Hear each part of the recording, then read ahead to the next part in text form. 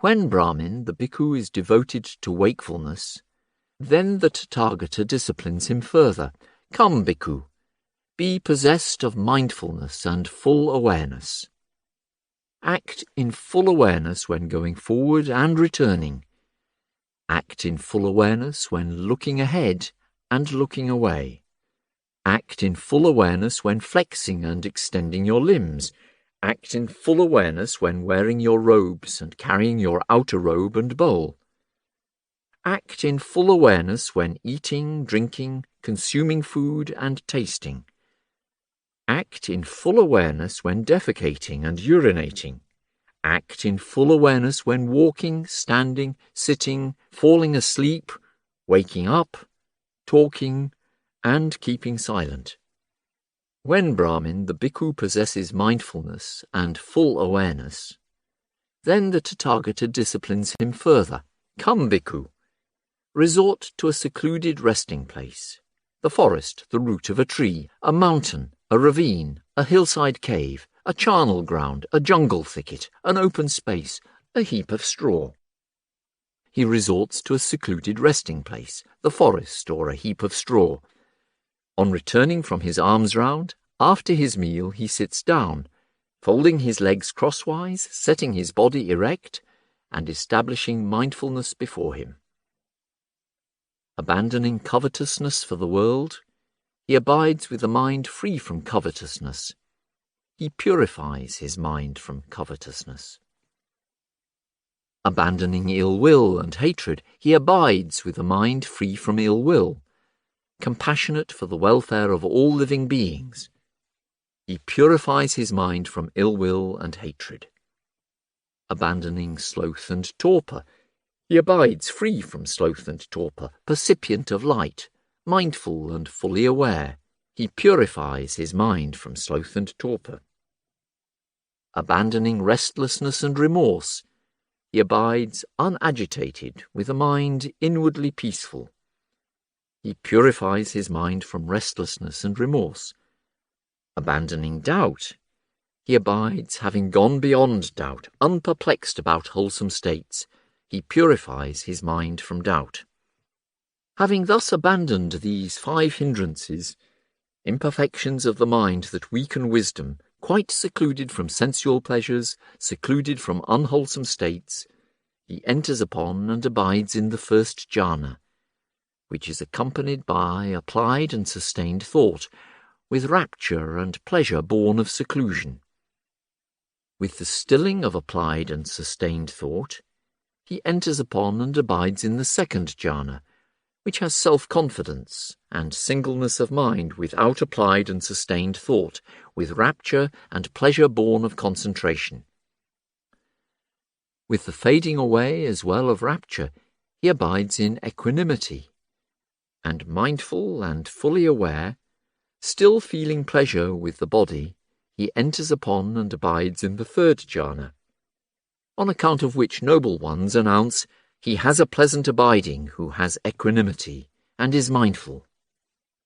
With the abandoning of pleasure and pain, and with the previous disappearance of joy and grief, he enters upon and abides in the fourth jhana, which has neither pain nor pleasure, and purity of mindfulness due to equanimity. This is my instruction, Brahmin, to those bhikkhus who are in the higher training, whose minds have not yet attained the goal, who abide aspiring to the supreme security from bondage. But these things conduce both to a pleasant abiding here and now, and to mindfulness and full awareness for those bhikkhus who are arahants with taints destroyed, who have lived the holy life, done what had to be done, laid down the burden, reached their own goal, destroyed the fetters of being, and are completely liberated through final knowledge. When this was said, the Brahmin Ganaka Moggallana asked the Blessed One, when Master Gautama's disciples are thus advised and instructed by him, do they all attain Nibbana, the ultimate goal, or do some not attain it? When, Brahmin, they are thus advised and instructed by me, some of my disciples attain Nibbana, the ultimate goal, and some do not attain it. Master Gautama, Since Nibbana exists, and the path leading to Nibbana exists, and Master Gotama is present as their guide, what is the cause and reason why, when Master Gotama's disciples are thus advised and instructed by him, some of them attain Nibbana, the ultimate goal, and some do not attain it? As to that, Brahmin, I will ask you a question in return. Answer it as you choose. What do you think, Brahmin? Are you familiar with the road leading to Rajagaha? Yes, Master Gotama. I am familiar with the road leading to Rajagaha. What do you think, Brahmin? Suppose a man came who wanted to go to Rajagaha, and he approached you and said, "Venerable sir, I want to go to Rajagaha. Show me the road to Rajagaha." Then you told him, "Now, good man, this road goes to Rajagaha. Follow it for a while, and you will see a certain village. Go a little further, and you will see a certain town. Go a little further, and you will see Rajagaha with its lovely parks, groves, meadows, and ponds." Then, having been thus advised and instructed by you, he would take a wrong road, and would go to the west. Then a second man came who wanted to go to Rajagaha, and he approached you and said, "Venerable sir, I want to go to Rajagaha. Show me the road to Rajagaha." Then you told him, "Now, good man, this road goes to Rajagaha. Follow it for a while, and you will see Rajagaha with its lovely parks, groves, meadows, and ponds." Then, having been thus advised and instructed by you, he would arrive safely in Rajagaha. Now, Brahmin, since Rajagaha exists, and the path leading to Rajagaha exists, and you are present as the guide, what is the cause and reason why, when those men have been thus advised and instructed by you, one man takes a wrong road and goes to the west, and one arrives safely in Rajagaha? What can I do about that, Master Gotama? I am one who shows the way. So too, Brahmin, Nibbana exists, and the path leading to Nibbana exists, and I am present as the guide. Yet when my disciples have been thus advised and instructed by me, some of them attain Nibbana, the ultimate goal, and some do not attain it. What can I do about that, Brahmin? The Tathagata is one who shows the way. When this was said, the Brahmin Ganaka Moggallana said to the Blessed One, "There are persons who are faithless and have gone forth from the home life into homelessness, not out of faith, but seeking a livelihood, who are fraudulent, deceitful, treacherous, haughty, hollow, personally vain, rough-tongued, loose-spoken, unguarded in their sense faculties, immoderate in eating, undevoted to wakefulness, unconcerned with recluseship, not greatly respectful of training, luxurious, careless, leaders in backsliding, neglectful of seclusion, lazy, wanting in energy, unmindful, not fully aware, unconcentrated, with straying minds, devoid of wisdom, drivellers." Master Gotama does not dwell together with these. But there are clansmen who have gone forth out of faith from the home life into homelessness, who are not fraudulent, deceitful, treacherous, haughty, hollow, personally vain, rough-tongued and loose-spoken, who are guarded in their sense faculties, moderate in eating, devoted to wakefulness, concerned with recluseship, greatly respectful of training, not luxurious or careless, who are keen to avoid backsliding, leaders in seclusion, energetic, resolute, established in mindfulness, fully aware, concentrated, with unified minds, possessing wisdom, not drivellers. Master Gotama dwells together with these. Just as black orris root is reckoned as the best of root perfumes, and red sandalwood is reckoned as the best of wood perfumes, and jasmine is reckoned as the best of flower perfumes, so too Master Gotama's advice is supreme among the teachings of today. Magnificent Master Gotama, magnificent Master Gotama. Master Gotama has made the Dhamma clear in many ways, as though he were turning upright what had been overturned, revealing what was hidden, showing the way to one who was lost, or holding up a lamp in the dark for those with eyesight to see forms. I go to Master Gotama for refuge, and to the Dharma and to the Sangha of bhikkhus. Let Master Gotama remember me as a lay follower who has gone to him for refuge for life. 108. Gopaka Moggallana Sutta, with Gopaka Moggallana. Summary.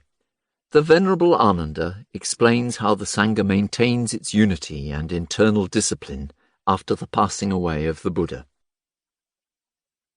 Thus have I heard. On one occasion the Venerable Ananda was living at Rajagaha in the bamboo grove, the squirrel sanctuary, not long after the Blessed One had attained to final Nibbana.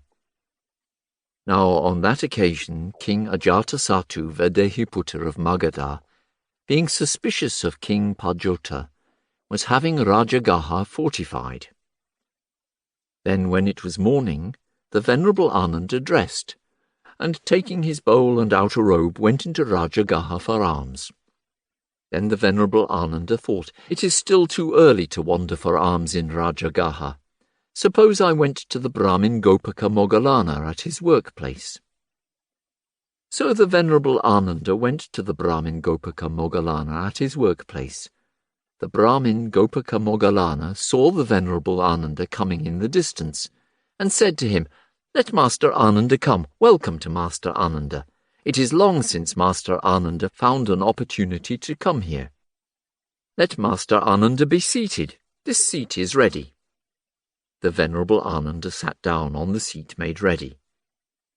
The Brahmin Gopaka Moggallana took a low seat, sat down at one side, and asked the Venerable Ananda, Master Ananda, is there any single bhikkhu who possesses in each and every way all those qualities that were possessed by Master Gotama, accomplished and fully enlightened? There is no single bhikkhu, Brahmin, who possesses in each and every way all those qualities that were possessed by the Blessed One, accomplished and fully enlightened. For the Blessed One was the arouser of the unarisen path, the producer of the unproduced path, the declarer of the undeclared path.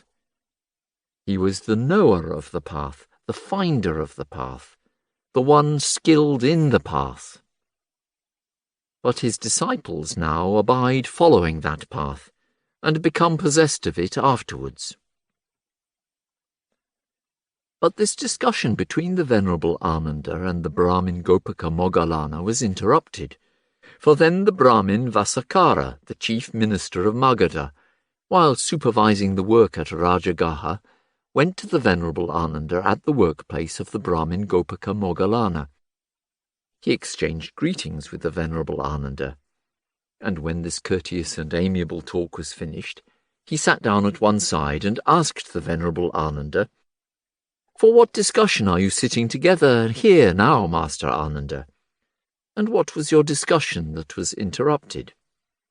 Brahmin, the Brahmin Gopaka Moggallana asked me, Master Ananda, is there any single bhikkhu who possesses in each and every way all those qualities that were possessed by Master Gotama, accomplished and fully enlightened? I replied to the Brahmin Gopaka Moggallana, There is no single bhikkhu, Brahmin, who possesses in each and every way all those qualities that were possessed by the Blessed One, accomplished and fully enlightened.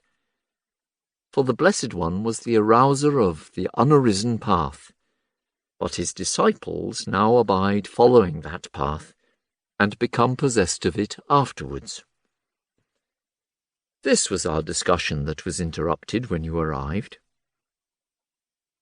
Is there, Master Ananda, any single bhikkhu who was appointed by Master Gotama thus, He will be your refuge when I am gone, and whom you now have recourse to?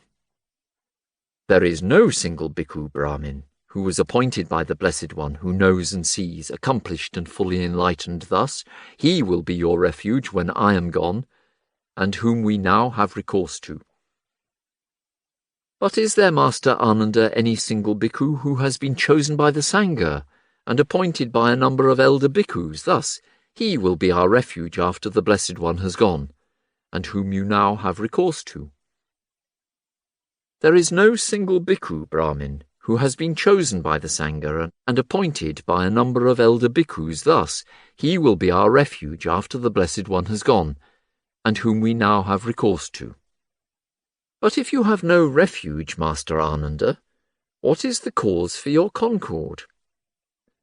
We are not without a refuge, Brahmin. We have a refuge. We have the Dhamma as our refuge. But when you were asked, is there, Master Ananda, any single bhikkhu who was appointed by Master Gotama thus, he will be your refuge when I am gone, and whom you now have recourse to? You answered, there is no such single bhikkhu whom we have recourse to. When you were asked, is there, Master Ananda, any single bhikkhu who has been chosen by the Sangha and appointed by a number of elder bhikkhus thus, he will be our refuge after the Blessed One has gone, and whom you now have recourse to? You answered, there is no such single bhikkhu whom we now have recourse to. When you were asked, but if you have no refuge, Master Ananda, what is the cause for your concord? You answered, we are not without a refuge, Brahmin. We have a refuge. We have the Dhamma as our refuge. Now, how should the meaning of these statements be regarded, Master Ananda?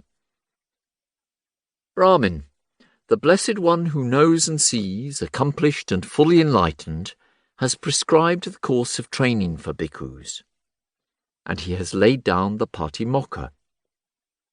On the Uposatha day, as many of us as live in dependence upon a single village district meet together in unison, and when we meet, we ask one who knows the Patimokkha to recite it. If a bhikkhu remembers an offence or a transgression while the Patimokkha is being recited, we make him act in accordance with the Dhamma, in accordance with the instructions. It is not the worthy ones that make us act, it is the Dhamma that makes us act. Is there, Master Ananda, any single bhikkhu whom you now honour, respect, revere and venerate, and on whom you live in dependence, honouring and respecting him? There is a single bhikkhu Brahmin whom we now honour, respect, revere and venerate, and on whom we live in dependence, honouring and respecting him. But when you were asked, is there, Master Ananda, any single bhikkhu who was appointed by Master Gotama, you answered, there is no such single bhikkhu. When you were asked, is there, Master Ananda, any single bhikkhu who has been chosen by the Sangha, you answered, there is no such single bhikkhu. When you were asked, is there, Master Ananda, any single bhikkhu whom you honour, respect, revere and venerate, and on whom you live in dependence, honouring and respecting him? You answered, there is such a single bhikkhu whom we now honour, and on whom we live in dependence, honouring and respecting him. Now, how should the meaning of these statements be regarded, Master Ananda? There are, Brahmin, 10 qualities inspiring confidence that have been declared by the Blessed One who knows and sees, accomplished and fully enlightened. When these qualities are found in any one among us, we honour, respect, revere and venerate him, and live in dependence on him, honouring and respecting him. What are the 10? 1. Here, Brahmin, a bhikkhu is virtuous. He dwells restrained with the restraint of the Patimokkha. He is perfect in conduct and resort, and seeing fear in the slightest faults, he trains himself by undertaking the training precepts. 2. He has learned much, remembers what he has learned, and consolidates what he has learned. Such teachings as are good in the beginning, good in the middle, and good in the end, with the right meaning and phrasing, and which affirm a holy life that is utterly perfect and pure. Such teachings as these he has learned much of, remembered, mastered verbally, investigated with the mind, and penetrated well by view. 3. He is content with his robes, alms food, resting place, and medicinal requisites. 4. He obtains at will, without trouble or difficulty, the 4 jhanas that constitute the higher mind and provide a pleasant abiding here and now.